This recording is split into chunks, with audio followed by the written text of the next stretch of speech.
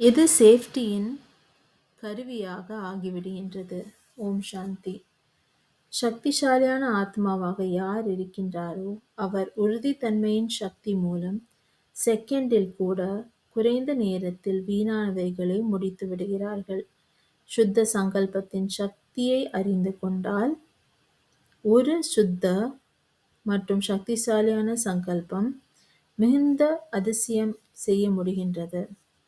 வெறுமனே எந்த ஒரு உறுதியான சங்கல்பம் செய்தாலும் அந்த உறுதித்தன்மையானது வெற்றியை கொண்டு வந்து விடுகின்றது.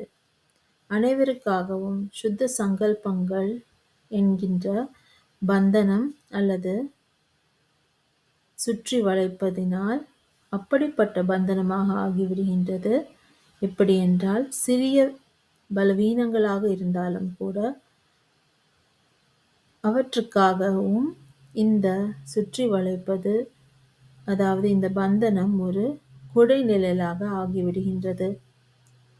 சேஃப்டியின் சாதனம், கருவி மற்றும் கிளையாக ஆகிவிடுகின்றது. ஓம் சாந்தி.